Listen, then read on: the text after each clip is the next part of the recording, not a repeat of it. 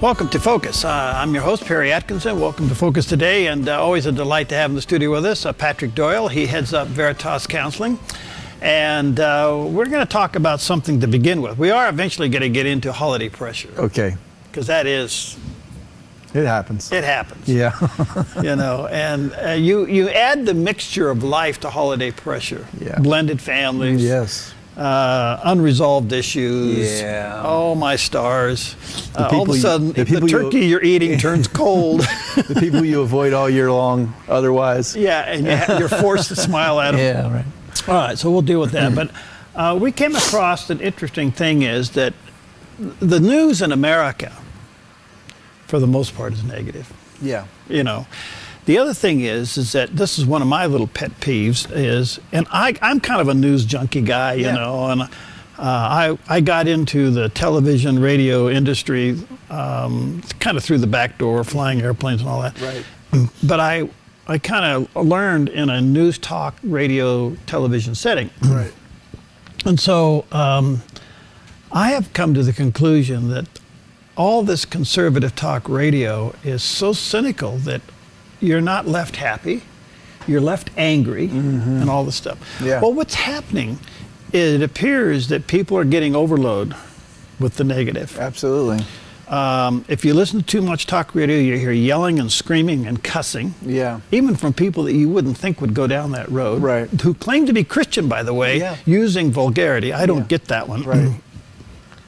The news is sensationalized. It'll take a bad story and make it worse. So people are getting overloaded with it. Yeah. And some are saying, all right, I have a form of PTSD because of it.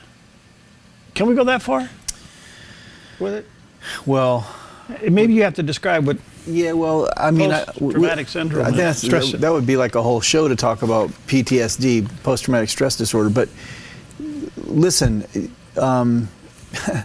someone watching news can be disturbed, but I don't believe it rises to the level of PTSD. I think what happens is you become highly pessimistic because of the bombarding of things you can't control. So when you become pessimistic, you start to lose hope. And I believe that's more of what people are experiencing than actual intellectual or emotional trauma. You know, I was traumatized as a kid, and I'm pretty sure I know what PTSD. I've experienced it. I've lived in it. I've talked to hundreds of people who have it. And somebody who's, you know, at the bare minimum, it would be what we call secondary trauma. If you watch graphic images and you're highly sensitive to that, it can be traumatic because you can remember those, and those can, you know, you can have nightmares about that. It can intrude on your thoughts. So you can have some of that. But generally, people that are that sensitive don't watch that stuff. They protect themselves from it because they don't want to have to deal with it. The problem, though, is that on the emotional level, I think that the news produces pessimism and hopelessness. It sells. Well, it's like you know, you go by a car accident on the freeway, and you're not really supposed to look. You don't really want to look. But you do. But you do, and it's a similar thing. It's people are wanting to see what they probably don't want to see, and so we've gone to a place where, yeah, the news channels, it's television. Well, it's competitive. 9/11, they sanitized the bodies falling from the building, and the death on the ground. 9/11, that was sanitized out of the media.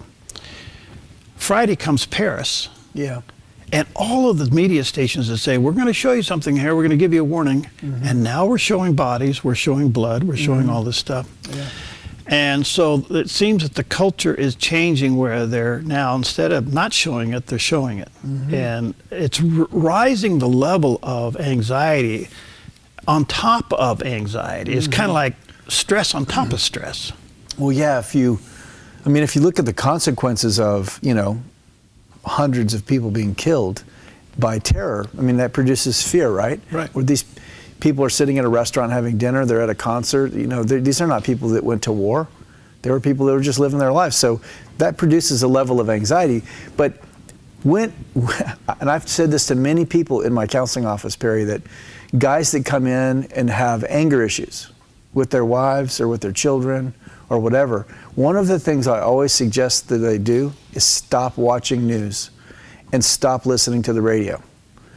Because I'm snickering at this because this is what we do. Exactly. But on the other hand, but you're doing we've it got to be differently. good stewards of our intake. You're doing it differently. So, because listen, if all you hear is what the problem is and why this person's not doing that and they're not right and what about this and I can't believe that and you shouldn't do that and they can't this and that's never going to work and how come this? If you do that for a few hours every day, there's no way that's not going to negatively impact you. Okay, if I was the devil, and I'm not, some people think I am. I'd let you know, I don't think that I am. There's one thing that God wants for everybody, and that's peace. Yes. And so if I can rob you of your peace, right, then I have put doubt in your heart about God. Yeah, exactly. And, you know, if I'm hopeless, because I've been inundated with hopeless messaging, I mean, but here's the thing, is that there's a part of that process that they want you to become active, get involved. Mm-hmm. But what are you going to do? Well, you're going to fly to Paris? No. You're going to go talk to your legislator? You're going to write a letter? And then next day, there's another set of problems, you know, and then you got to get involved in those. And then there's another set of problems. And it's never ending. Okay.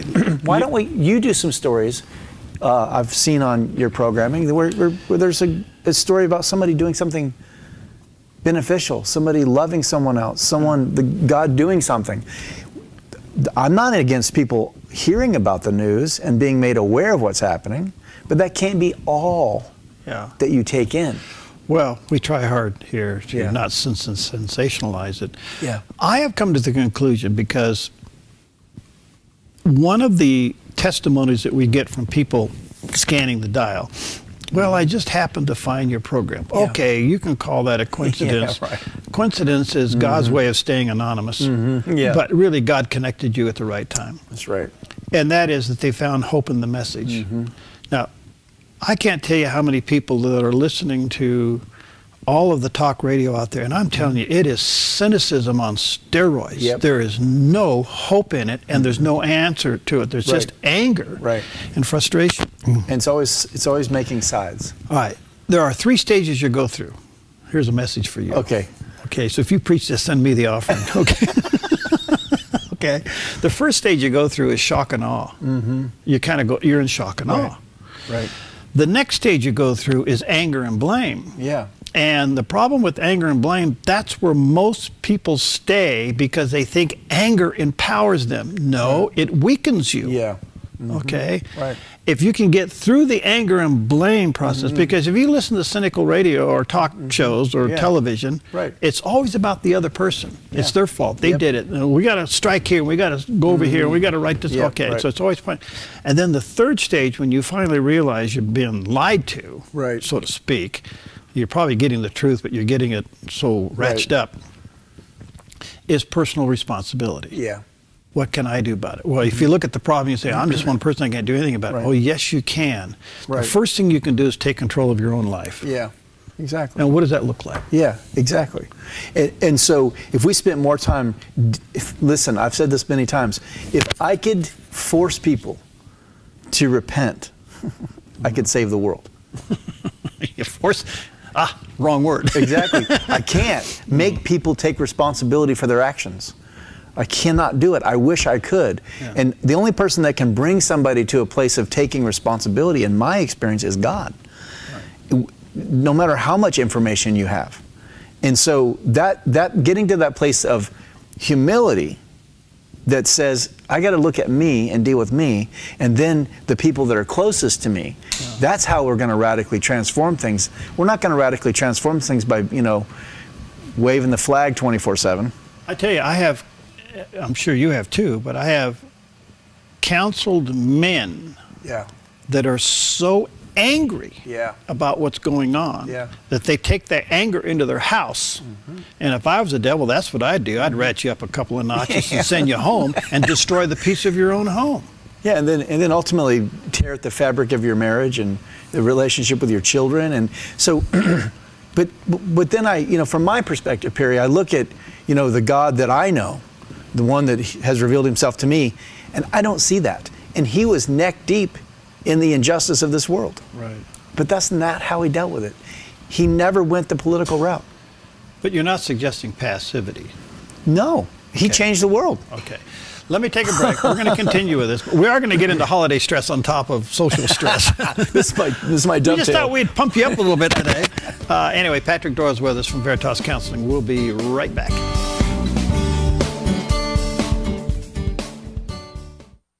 Hi, I'm Paulina, and I work at the Dove TV. Did you know that when you support the Dove TV, you have a profound impact, not only in our community, but around the world? It's your continued support that takes the inspiration and hope in the programs we produce and makes them available to the thousands of people who are watching these videos online every week.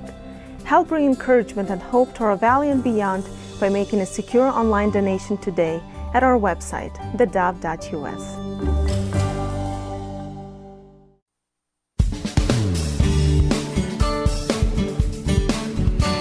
Okay, welcome back. We're Patrick Doyle today talking about managing some stress in our lives, and we will get into the stresses of holiday. And now look, this isn't to add stress on top of stress.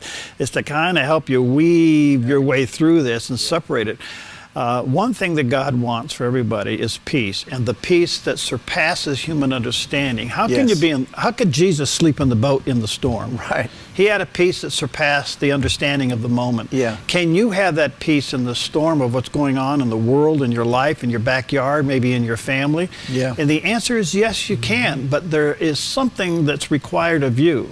It's called the one of the fruits of the Spirit, self-control. And I don't. This is touchy. I don't mean you. You got to take control of the situation yourself with God's help. And start doing some things that you can do. I'm a news junkie. I admit it. Okay, so I don't want to sound hypocritical here. I check out all the people and what they're saying. Yeah. But I got to tell you, I can't listen to some of them anymore. And I cut my teeth on that. I mean, that's how I got into the news business, was doing that. I can't listen to some of these guys. There is no hope. They may be telling me the truth about the situation, but the way they're delivering it is just cutting me down to the point where I'm almost exhausted listening to them. Yeah. Then you go home, you plot your rear end on the couch, and you sit there and you're watching 3 hours of news shows doing the same thing. What are you doing to yourself? Yeah. I think you're creating dullness of spirit. I think you're drowning yourself in something that's going to lead you to being less aware, less alive, less peaceful, and probably pessimistic. And pessimism and cynicism are always going to destroy a relationship. Okay, I have a question that came to me the other day, and this is a great question. Okay. You're the counselor. I'm laying on your couch. Okay. We came through 9/11. We came through the Boston bomber. Yeah. Friday, Paris. Unbelievable. It's their 9/11. Right. And a person turned to me and said, well, I believe in your God, but he isn't nothing. Why would he allow all this to happen? Even the non-believing community is coming to a point where they are now hopeless because what they thought was hope in the world they're even giving up on. So instead of being responsible, they're turning to 100% party mode. If this is heaven, I'm going to get my piece of it. Right. I mean, we've really created a mess with this stuff. Yeah. So what do you say to somebody that says, well, why is God allowing all this to happen? I probably answer this question 5 times a week. Make it 6. Yeah, okay. And so what I would say is this. Listen, God doesn't do evil. God wasn't behind the bombings. He didn't do that. But I'll tell you what, if God isn't involved, there'll be no redemption. There'll be nothing good that will be able to transpire as a result of this if God does not involve himself. Human evil has been around from the beginning. We clearly have a problem with us. And if God doesn't intervene, there's no way it's going to change. When people start to blame God for the evil of men, and this is what they say, well, if God is powerful and all-knowing and the creator of everything, then why didn't he stop them? That's the question I can't answer. I don't know why he didn't stop him. Why didn't he stop my dad from killing himself with alcohol? I don't know. But what I do know is that God stopped my dad from killing me, because I think he wanted to a few times, or he could have. Okay, but I really clearly believe that God intervened on that, and that I'm sitting here today as an example of God's intervention. Otherwise, I'd be out destroying people, which is what I did before God intervened. And so God's moving into my world is what brought about something good. And if God doesn't intervene in the lives of those people in France, or the people that are, trying to destroy people, they will. But even with that, I have hope, because I see it every single week, every single day, where God works with someone to bring them into a place of hope, even through tragedy. And without that hope of redemption, I wouldn't believe in God. I'd go to Vegas. Scripture says, be still and know that I am God. Mm-hmm. But how can we be still when our world is ratched with everything is instant? Yeah. You can pick up your phone, you can get answer to any question about any subject. Mm-hmm. Attention span is shrinking. Yep. We got earphones in our ears all the time. Right. There's more going in than that is non-God. Mm-hmm. So we wake up, we turn something on, we're listening to man trying to solve man-created problems. Yeah. We're not being still and hearing the voice of God. That's true. How do you break that cycle? Well, one of the things we used to say in recovery is you got to be sick and tired of being sick and tired before you change anything. That's desperation. Yeah, I've never changed anything because I was comfortable. Okay, so when people get discouraged or hopeless, that's an opportunity for something different to change. For me, what it's become, I have 2 children, I have a wife, I have a business, I have all this stuff, radio, TV, email, text, blah, blah, blah. I'm very accessible in a lot of ways. My car, I love to drive, and I can drive and it's quiet, and turn everything off, nothing can get a hold of me. I can drive out in the nature and pull over, walk around. And so I have to regularly put myself in a position away from all that stuff. Because the truth be told, it's a lure to me. I want to see what's on the phone. I want to take care of that business. I feel responsible. But if I don't make a plan to get away, it'll never, so this is something I also believe. I don't believe Jesus ever did anything out of need. The needs of the people around him weren't his issue. The needs of people be healed or get saved, that wasn't his issue. He said, I only do what the Father says. So he only did things out of obedience. He didn't do them out of need. And I think what we do is we get so consumed with needs, which we can't meet, by the way. Right. We get so consumed with needs that we die in it. We drown. And what I'm saying is, you got to stop meeting needs and you got to start listening. And when you start to listen, then you're going to get a whole new perspective. And when you're not in charge of the outcome, you get a lot of relief. And see, that's the other thing that I see is that people, when they get inundated with this stuff, they take on responsibility that they have no business taking on. And so then they're carrying all this weight around that they were never intended to carry. Somebody's always asking me, you're probably getting it too, we got a presidential campaign, who do you like? Yeah. And I refuse to answer that question right now, but I do say this. Which person, when you listen to them, gives you a sense of peace, or gives you a sense of control, gives you a sense that they're answering to something besides themselves or a poll? In other words, they have a mooring in their life that radiates through them. Yeah. So, and have I said enough? Yeah. Oh, I was with you way before you got there. But, agreed. But you see, that the idea of the idea of political experience or political knowledge, the idea of that being helpful, to me is a little scary. Most of the political experience that we have today isn't helping us.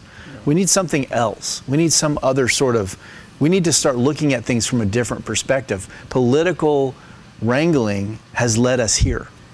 So we need clear leadership that's not inundated with we do it this way because this is how we do it. All right, I got another question that comes out of this. All right. How do I ask this question? I have learned, maybe it's just me, so I want to say this isn't a principle that is universal, maybe just my problem. Right. So, if you are going to make up your mind to change, Yes. you're going to run into opposition. Absolutely. And if you can get through that season where as you push forward, you're getting pushed back, Yeah. and you can get through that season, Yeah. or whatever it is, that blockade, you experience God at another level. Yeah. So I've never known birth to be painless. Yeah. Right. I'm not a woman, I've never given birth to a child, but those that I've been around say it's a pretty tough deal, you know.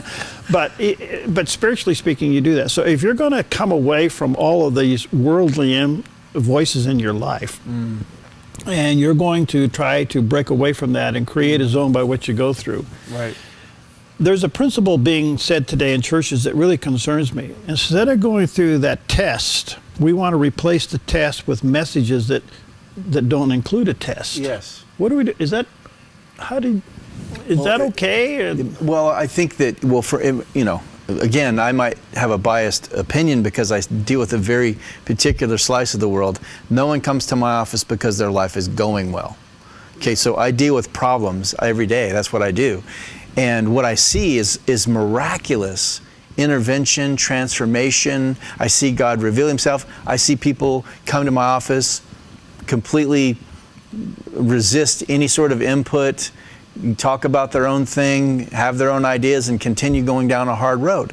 When someone comes to a place of humility and recognizes their need and recognizes their responsibilities, is convicted, that is the beginning of the change process. Change does not begin because I make a new plan. Okay? If your plan is the result of conviction from God, then we have the power to move forward. But what people want is they want a change that's costless.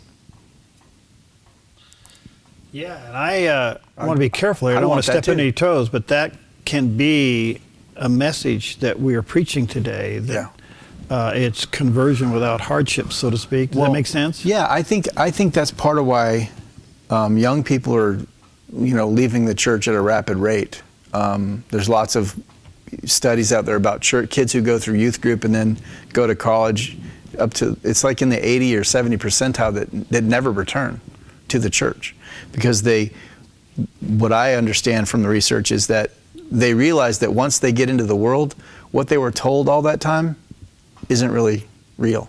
It was this, system that they were taught that doesn't really work. It's not really true. It doesn't really answer the questions and doesn't have any staying power because it was a system. It wasn't a person. Listen, God isn't a system. He's a person. He's intimate. He's present. He's relatable. He's involved. But I see so many people that have a construct. They don't have an intimacy. So when the difficult times come in my life, that intimacy is what carries me. It's not my knowledge. Okay. And have I learned much? Or a spiritual formula. Yeah. Have I learned much from my experiences? Absolutely. But it's the person that I rely on. It's the intimacy, the knowledge of that person, Christ, that gets me through. And people sometimes look at me like, you know God personally? I'm like, pretty much. That's what sustains me. And I won't stop saying that because that's the truth. I'm not going to hide from that. But what I see over and over again is that people who have a religion, not a relationship. All right. That's a great transition, because as we go into the holidays, somebody may now be transitioning away from the pressures and the ideologies and the relationships for their own self-preservation. Yeah. But they're forced now to walk into a room and suck it up for a couple of hours while the family so-called gets together and has a good time. I want to get into that, and he's going to give us some tips as we go into the holiday. Maybe you're struggling. You want to go, you don't want to go. you have to go, those kinds of things. Do I have to go? Do I have to go? Anyway, we'll get into that with Patrick Doyle when we come back. Hi, I'm Paula, and I work at the Dove TV.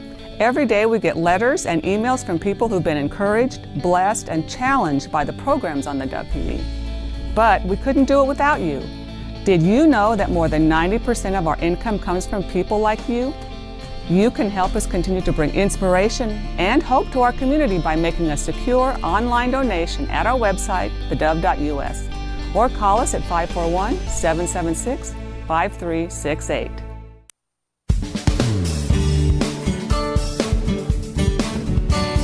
All right, we're back with Patrick Doyle. We're talking about how to handle holiday stress. Well, you bake a pie, you send it with somebody else, and stay home and watch a football game. Hold on. Hold on. You don't need me. You got this figured out. What do you think? And if you're really nice, you send a can of whipped cream with it. See you next year. There it is. Bye. All right, a lot of folks are gonna. I don't mean to be disrespectful of very stressful situations. Yeah. And what do? You know, I think there's too many assumptions on holidays, and it puts a lot of pressure on people. Yeah, it does. You know what? I can't wait till the. I like the turkey the day after. You know, good old cold turkey sandwich. Yeah. No, we got a great family. But anyway, so what do you do? Well, one of the things that I want to bring up is you know that emotional stress, suicide, all go up at the holidays. Yeah. The reason why, from my perspective, is that there's an increased pressure and expectation for you to have something that you don't have. In some cases. In many cases, people have great families and they just can't wait. It's wonderful. But that's not the only thing that happens. And again, because I see a certain slice of the world, I see families with much difficulty where there's estrangement, where there's abuse, where there's, harm that's been done and nobody's taken responsibility for it, where there's extremely opinionated political views that are in opposite places. There's religious tension maybe with people having different religious beliefs, and so there's all this pressure. And on top of that, what you're required, what you're supposed to have is this great harmony and the Norman Rockwell photo, and you're supposed to have just this great wonderful time. Well, that's not always possible. So what I want to talk about is that if you're someone who's going into a family event, or you're going to see people in your family that you don't trust for various reasons, or that you have been harmed by, how could you do that in a way that would be healthy for you without creating more harm? And I'd like to talk a little bit about whether or not you're required to go. Okay. Let's pick this apart a little bit. You're just not comfortable about going. Do you have to ask yourself why? Most people know why, but they might not want to say. Okay, so there's something there that blocks them. Somebody harmed them. Somebody, there's the I don't want to go see the guy who's going to get plastered, or I don't want to be around the guy who's going to talk about his business the whole time, or I don't want to see my aunt who's a gossip, or there's always something, if there's not specific and direct harm to the individual. What about the situation where the person wants to go and be with everybody else but the one? Yeah, and that's a great thing, and I think that's possible, but you have to learn how to handle that. Okay, and so that's part of what I wanted to talk about. So part of that is how you prepare to go into that environment. Okay, so if there's the one, let's just say that there's the one who's, maybe domineering, or he, inappropriate jokes, or, makes fun of you in front of other people, whatever the situation is. Can you go into that environment and keep that person away from you and keep you from being the victim, if you will? I say yes. But before you go in there, you have to have some conversation with people around you to get yourself prepared to go in there. So in counseling world, we talk about healthy detachment as opposed to unhealthy detachment. Okay? So most of us wait for a situation to get so bad, we unhealthily detach. Like, I'm done with you, that's it, I'm never talking to you again, and you just blow it up, okay? Healthy detachment is being aware that something's wrong, and then you detach from that person, knowing that they're not trustworthy based on these things, knowing that they have a history of doing this. So you look at them for who they are, and you put the need to have a relationship with them away. You have a relationship with them, and it's not a good one, so you accept that, instead of trying to make it be something it's not. Okay, and this is where I see a lot of people get in trouble. They keep trying to make it be what they want it to be, and there's no evidence that that person wants that, or is capable of that, or has any desire for that. Because what can come out of this, Patrick, is unfortunately they feel spiritual pressure to make it work. Exactly you're right. not a good Christian if you're not extending grace and love to this person, even though you can't stand their Right. In fact, the most Christian thing may be what you have to do is to set a boundary with them and keep them from harming you may be the best, most loving thing you could do. But you're right, many people think that what you have to do is be a doormat, and that equals love. And I'm saying that you never see Jesus being a doormat. He never was a doormat. He chose, based on being obedient to the Father, to go to the cross for a purpose. That's way different than letting people mistreat you because you're a Christian. Okay, now, I do know that really what you're avoiding is that person saying something to you that will trigger an emotion. Right, and that's what I mean by being healthily detached. Right. So once you put the outcome of that relationship to the side, you talk it through with someone, you get clear, then you go in and you have a mantra in your head. You have a statement that you're going to make, and that's the only thing you're going to say to them. Hi, so-and-so, it's good to see you. Happy Thanksgiving, Merry Christmas. And then you go the other way. You don't engage them, you don't talk to them, you don't feel responsible to. If they come near you, you avoid them. Okay, so what I hear people say all the time, well, I have to talk to them. No, you don't. Where's that written? Where's the rule that says you have to engage them, particularly if they've been dangerous or unhealthy or harmful? You know, everybody's got somebody in the family who is, talks too much, doesn't respect people. Those people exist. So you don't have to take their guff, you don't have to take their abuse, and you don't have to have a relationship with them. You don't. I've always said, when approached by this from various aspects, have no regrets. Yeah. So in other words, your goal is to leave this stressful situation with no regrets. In other words, don't say something that would trigger. Right. You know this person is capable of pushing every one of your hot buttons. Yep. And if you give into that, you're going to say something that you're going to regret. Right. So one of the things I would say in terms of healthy detachment is let go of fixing it. Yeah. You can't fix it. You can't fix it at the holiday meeting. Even if you could, that's the wrong place or time to do it. Right? So not fixing it is really important for people to understand is I got to let that go. I have to live in the reality of this relationship is broken. I can't fix it. And even if I could, at the holiday setting, it's probably not the right place to do it. People don't go to the holiday settings to work on family issues. You do that somewhere else. Well, I think that. So then what happens is the family issue, the family setting, the get-together turns into an argument or a working out of something which is in an inappropriate place. And many families drink more at the holidays. Do you know that when I worked in treatment, the busiest time of our year was February to April, when we had the most admissions?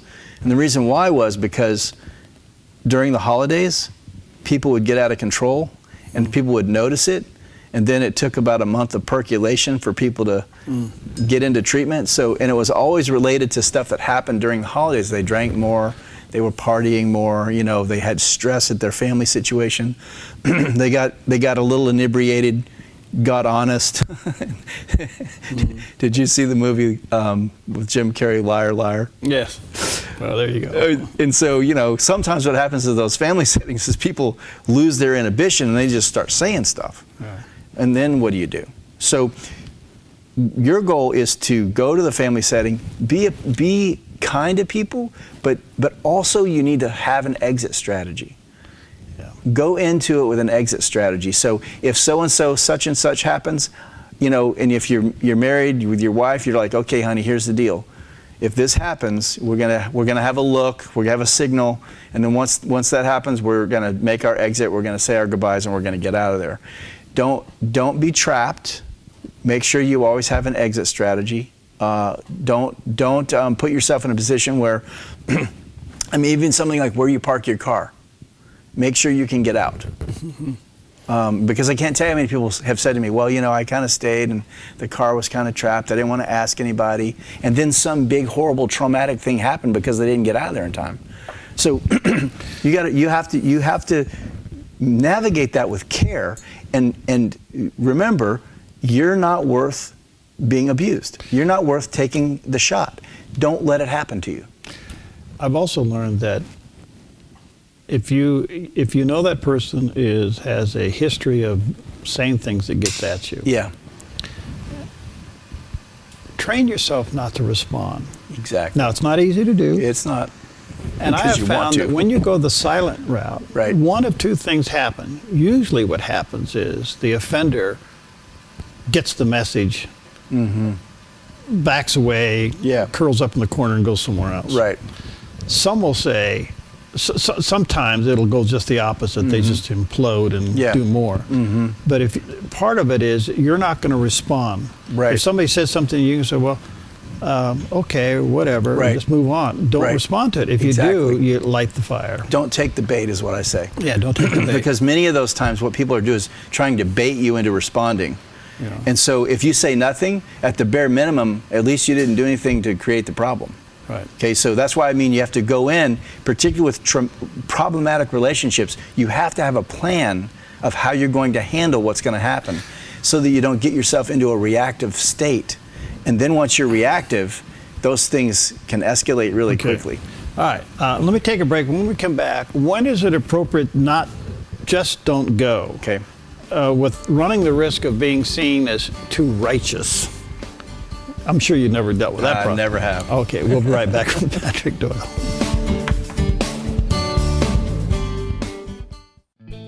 Hi, I'm Daniel and I work at the Dove TV. You know, compared to Portland, Seattle, and LA, Medford might be considered a small market, but at the Dove, we're excited about the opportunity to make a big impact right here in our community. And you help make that happen. Did you know that more than 90% of our income comes from people like you?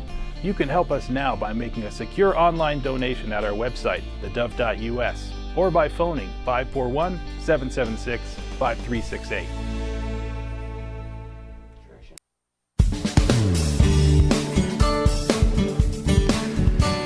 Okay, we're back with Patrick Doyle, and we're dealing, trying to give you some tips on what to do with holiday stress. And it's amazing how ratcheted up we can get during this time of supposedly happy time of the year. Right. But the question I asked you going into the break, Patrick, was, is there a time when somebody should just choose not to go, even though by not going may give the false impression that you're just too righteous for us, Right. which could be a counter to the witness that they really want to make? Yeah. What do you say? I say yes. There's many times when not going is the most healthy route. If there's a risk of you being harmed, I don't think you have any obligation to go. Will people, and again, without knowing a specific circumstance, it's hard to say, but I've talked to many people, encourage them not to go to settings because the harm was going to be real, and there's no protection for them. The family system doesn't care or doesn't see it or doesn't want to deal with it. So they go into that situation and they're harmed every time. So in that case, I say that not going sends a good message, which is that A, you're not going to be harmed. And listen, people are going to make up whatever story they want about why you don't come. Okay, so you got to let that outcome go. Instead of trying to manage how other people feel, you just got to take care of what's best for you in the sense that you're not going to be harmed. So I put it to people this way a lot of times. In your family, let's just say you have relationships that have been very damaging and painful. If you have one molecule of softness left for the person that's harming you, if you got one molecule of softness left, I say what you should do is protect it and keep it safe so that they don't harm you to the point of complete hardness. Because if they do, the restoration process is maybe not possible. I've seen people get so hardened, so wounded that they're never going to trust again. So part of being healthy, not only for yourself, but for the family in terms of the long term, is to protect that softness so that if they do repent, if there is a transformation, you have something to work with. But what I see people doing so much is that they keep spending that to the point where there's nothing left. And then they lose all care. They become hardened. Okay, because it seems to me that the first time you choose not to attend is going to send a huge message. That's right. And that message could easily be misunderstood. Absolutely, and probably will be. But it does open the door for conversation as to why. Yeah, and here's the other thing. I'm glad you brought that up. When you start having the conversation as to why, I highly recommend that you do it in writing. Okay. And the reason why is because if you're at a point in your family where you can't go to a function because it might be too emotionally or physically dangerous for you or too uncomfortable, whatever, the fact is there's not healthy communication going on there. And the fact is, generally in those situations, there's been multiple attempts to have conversations that have gone badly. Well, you're not suggesting you send the letter in place of you not being there. No. You're waiting till the response comes by. Why did you attend? Yes, exactly. Okay. Not at the moment. So there's a couple things that happens when you write. One is you can write the raw, unadulterated feelings you have on paper, and no one gets hurt. Okay. Okay. And then you can go back through that and edit that into being a clear description of what you believe, what you feel, what your issue is, and why. Okay. Do you express at that time that one molecule left for hope of restoration? Yes, that I hope for the restoration of this relationship, but again, here are some of the boundaries that have to be in place for that to take place. Here's some of the things that have to happen before I'm willing to open myself back up. When you write, the other thing you have is a record of what you said. You don't have that in a conversation.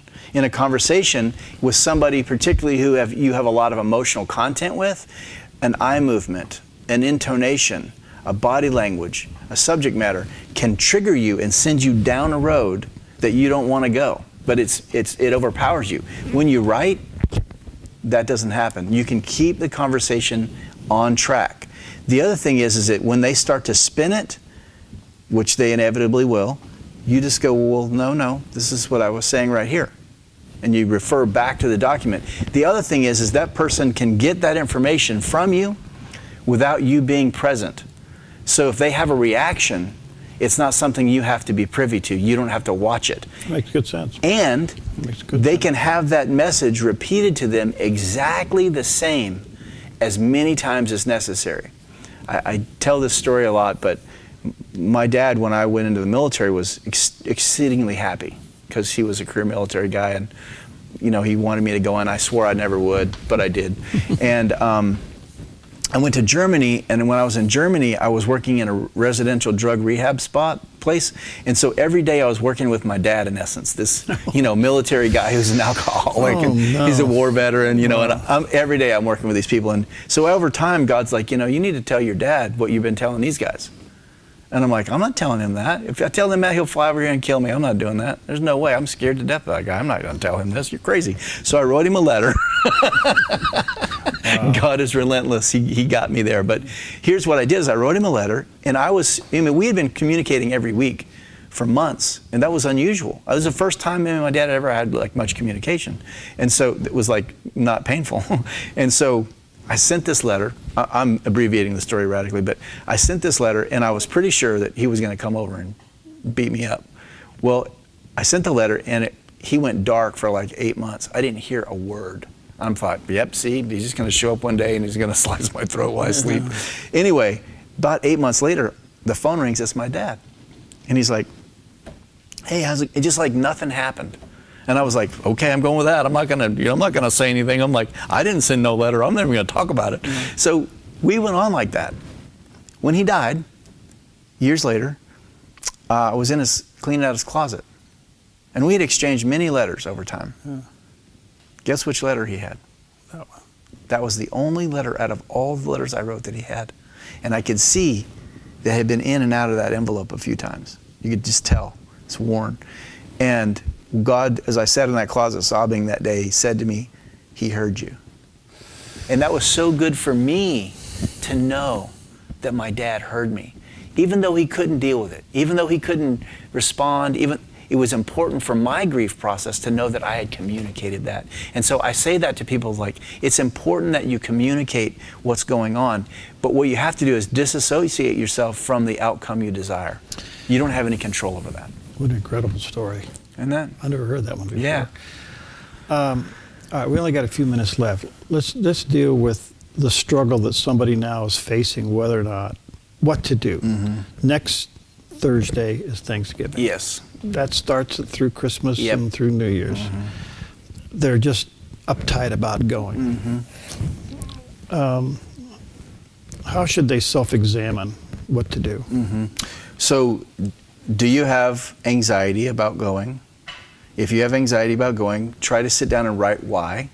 If it depresses you, if it bothers you, whatever it does to you, try to sit down and get clear in paper. Write it down, what's going on. What were the events that have taken place that make you not want to go? Who are the people and what are their actions? So try to get clear on paper. And then if you know someone that you trust that is safe, take that to them and let them see it. And say, these are the things that I've experienced, these are the things I'm seeing, these are the reasons why it's really hard for me to want to go.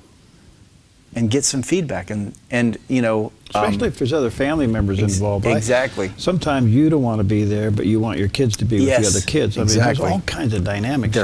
They are. So that's why you got to start getting clear about that, because you got to drill down, you know, where the danger is, and how much danger is there, and is there any way around it?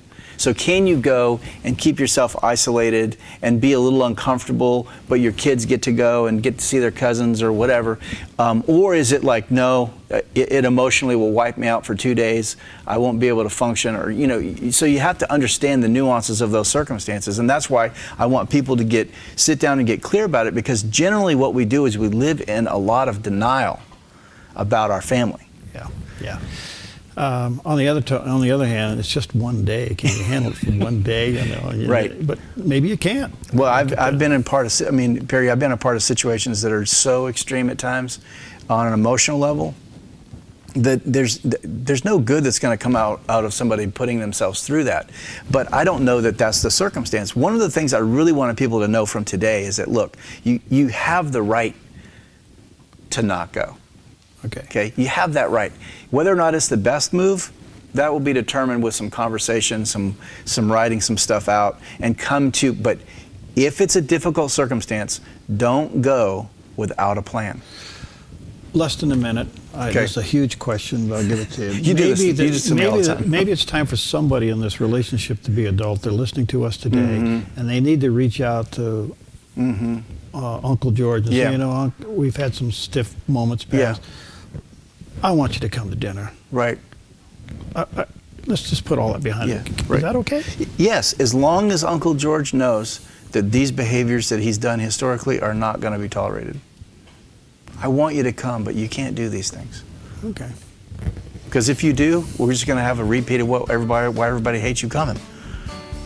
And then you got to have a plan that if he does come, how to get rid of him. The dump George effect. Just take the bottle outside and let him follow you. Well, listen, as serious as it can be on some of these things, I don't mean to minimize, but on the other hand, there are some moments here. Well, listen, Veritas Counseling, 541-622-6018 is the number to his office, 541-622-6018. Well, they can go to the website. Or go to the website, Veritas Counseling. You know, just relax, ask the Lord what to do, and I think He'll guide you. In fact, I know He will guide you. Thanks, buddy. You bet. We'll see you next time on Focus Today.